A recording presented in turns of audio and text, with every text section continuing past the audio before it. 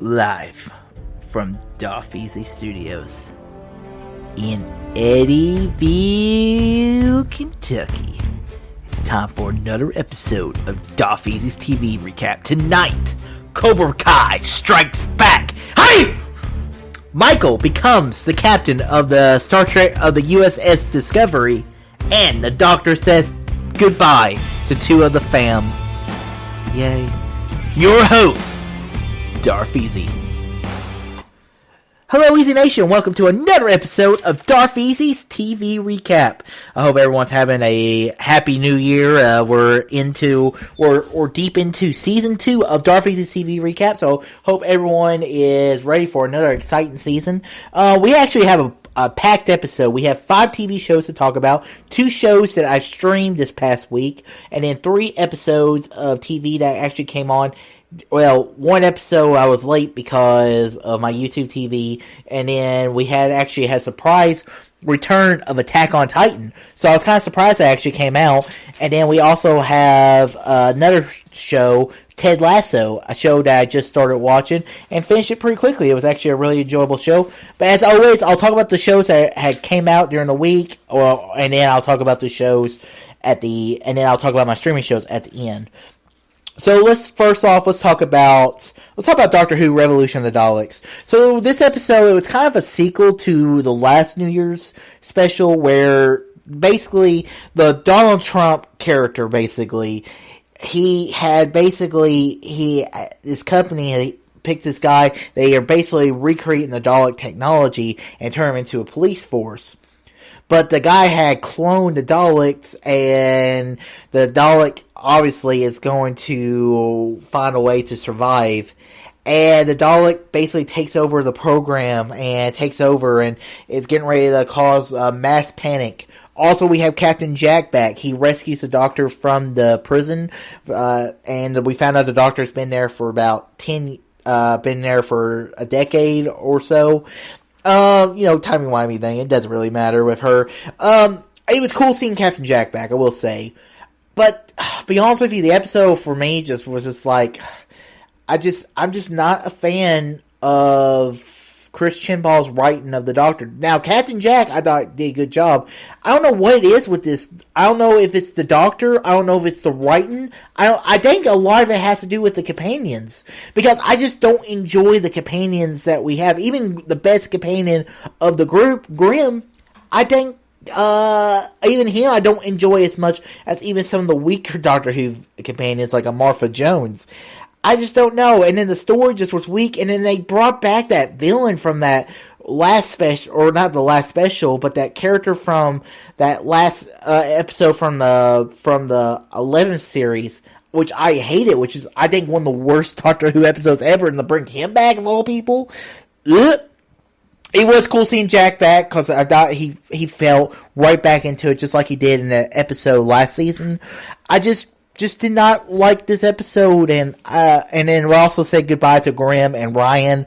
Ryan says, it's been 10 months, I want to stay on Earth where I belong, and Yaz continues going with the Doc, and whatever, I'm glad this special's over. I'm ready to see what Doctor Who's going forward, and maybe it's time, once Jodie Whittaker's time as a Doctor is up, which will probably be after this season, because no Doctor has gone beyond 3 seasons in this new era of Doctor Who. Maybe we can get a new showrunner too, because the show is in desperate need of someone a little better than what we are getting, because I just don't like what we've been getting lately with Doctor Who. Let's move on to Star Trek Discovery, Season 3, Episode 13, The Hope Issue 2. So, this episode, we're seeing the chain has still under control of the Discovery. Basically, at the end result basically comes down to Michael basically tricks them, gets rid of the chain, teleports them off, and it was kind of cool because you had Booker was able to connect to the spore drive, and was able to teleport the Discovery into safe Saru.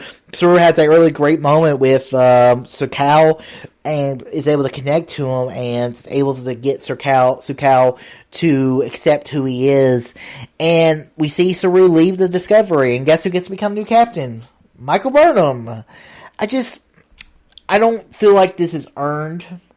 I would rather see Saru remain as captain. And I think she's just going to... I hope what it is... I hope she's just acting captain until Captain Saru returns. But I just did not care for that moment of the episode. But it was cool. I mean, we've been leading up to this entire series, really, if we're really getting down to it. So yeah, that's Star Trek Discovery. It was a good season. It made my top 10. Though, if I be honest with you, if I remember Queen's Gambit, which I'm pissed I'm on my top 10 TV of last year, that would have definitely made my list. So yeah, that's Star Trek Discovery. We're curious to see when the next season comes out. Let's move on to Attack on Titan, Season 4, Episode 1, The Other Side of the Sea. I did not know this episode was actually coming out when it came out because, I only watch anime English dubbed. People are weird, thinking I'm like, well, why won't he watch subs? I want to watch my anime dubbed. Got a problem with that? Well, guess what? I don't give a crap what you people think. So, this episode, and really, the only reason I found out was because my brother messaged me, said that Attack on Titan was coming out. And I said, oh, cool. So, I watched the episode Attack on Titan. I have to say, the episode was okay. And Attack on Titan is a show where the first season, I think, is some incredible TV watching. And I think Season 2 and Season 3, it's a very fall-off for it. And it's a lot how I feel about Lost, where when they start answering the questions, I don't like the answers I'm getting. And I just wasn't too happy. But this episode, it's a flashback episode, really, because we're focusing on the people that are the enemies of our main character. And we have the guy who, I forget what the guy's name is, because it feels like, I think it's been like 2 years since I watched Attack on Titan. But the character who would become the Colossal Titan, it's him as a kid and how he was part of the group, and that these people are at war with these Middle Eastern type people. So what's cool is we're seeing the world, how big it is, but we're seeing how technologically advanced these people are getting, and that just because you have a Titan in this society does not mean you're going to destroy everyone that you come in contact with. No, that's not necessarily the case, because they have anti Titan weapons that they've been building. So, and then as the technology keeps increasing, Titans are you're not even going to want to use Titans at all. So I actually thought this episode was very interesting. I'm curious to see a little more of what they do this season. So yeah, that's my thoughts on Attack on Titan. Now let's move on to my TV shows. I want to talk about my one streaming show, then I'll get to Cobra Kai. So first, I want to talk about Ted Lasso. So Ted Lasso, the show, it's my first Apple Plus series I've ever get to talk about on this show. So I'm happy to talk about a Apple Plus series, because I'm always looking for because when we get more of these great streaming networks, competition is what makes great franchises. I always believe that if you don't have good competition, your material is going to get stale. And for Apple to compete with the folks like with Netflix and Amazon and HBO, they need great content. And so Ted Lasso, the whole premise of this series, you have this guy, Jason Sudeikis, plays a football coach who moves over to England to coach the Premier League soccer, and he knows nothing about the sport, but it gives him some distance away from his family, because his wife or soon to be ex-wife wants some distance to figure out who she is or who he is. And I love the episode because it's him connecting to these people, trying to get them to play team ball, trying to connect them on an emotional level. It's not all about winning games. And, that might work for college, but it's a little different in the pros. And there's some very funny moments in this entire episode of this series where he doesn't really understand the game, but he's trying to connect with these people. And I thought this show was I thought it was a lighthearted comedy. I very much enjoyed it, and this is how I want sitcoms or comedy series to be. Shows like Ted Lasso. I don't need the laugh track in my shows anymore. I'm done with that. I'll probably never watch a laugh track show ever again. And if the comedy's earned, I'm laughing at home. I don't need someone telling me it's time to laugh. Alright, let's talk about the theme of the week, and that is Cobra Kai! Season 3. So I've been looking forward to this show for a while because, we didn't know where Cobra Kai was going to land. When YouTube said, no more, we're not going to pay for any more new seasons of shows. All the YouTube brand, they just want to do it more like what YouTube's been doing for years. Kind of like the home video things, but that's fine. But the first season of Cobra Kai was such a surprise. Because, I never watched Karate Kid, and then I watched Cobra Kai, and I was like, this is awesome. I need to go back and watch the original Karate Kid movie. And I love the movie. It made my top 100 movies when I did my top 100 this past year. And then I get talking about season 3 of Cobra Kai. I have to say, I love this season.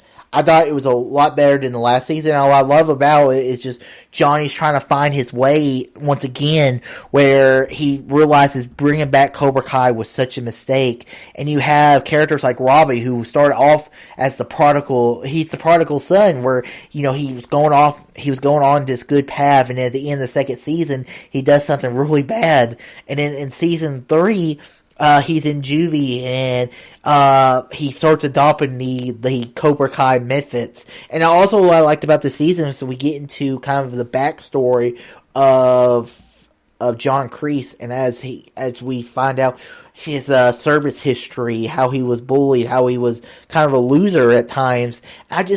I very much enjoyed what they were doing with that character. I thought the guy who played him felt like a very good Martin Cove. I thought I did a good young Martin Cove impression, or not impression, but he acted like I believed his character was Kreese at the end. And then like the stuff with Miguel and Johnny's relationship, trying to bring him to walk again, and that sensei student, and then the new dojo, Eagle Fang Karate. I mean, that'd be very cool.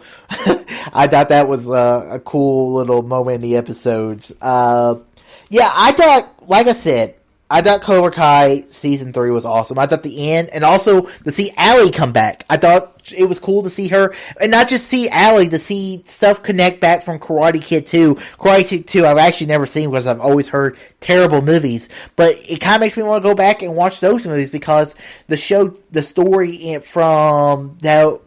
that connects to Karate Kid 2 was very cool. How rivalries kind of end, how Daniel learns some Miyagi-Do karate, and I just thought this season was a great season. The end fight, also to see Allie come back, and also to see the redemption of Hawk, where after he breaks Demetrius' arm, he's like, do I really want to be the asshole? Do I really want to be the bully? And you kind of start seeing that, where you see the original bullies from the first season of Cobra Kai join Cobra Kai, and you're just like, he's just like, I don't know if I want to be a part of this anymore. And then when he teams up with Dimitri, it was just such a cool moment. That ending, when you see Johnny and Daniel teaming up, and they're like, we'll sell this in the tournament this next year. And you're just like, oh, this is going to be interesting.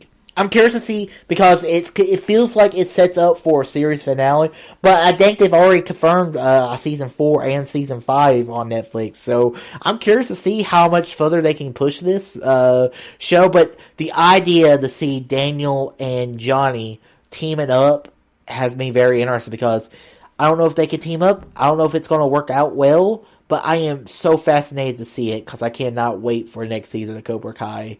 Yeah, it's an awesome season. I watched it twice. This is, for me, the easiest show. It's an easy show for me to binge. I just love the show so much. So yeah, guys, that's my thoughts on Cobra Kai. So guys, what are your thoughts on all these TV shows I talked about? Whatever they are, comment below, let me know. Guys, make sure you check out my main Darth Easy YouTube channel. I'm posting a lot of videos lately, and more will be coming. And I also should soon have a Darth Easy Game Corner. I'll be talking about the new Final Fantasy VII game, which I've been playing. I've been loving it. I have to say, it's an awesome game. So guys, until next time, All too easy.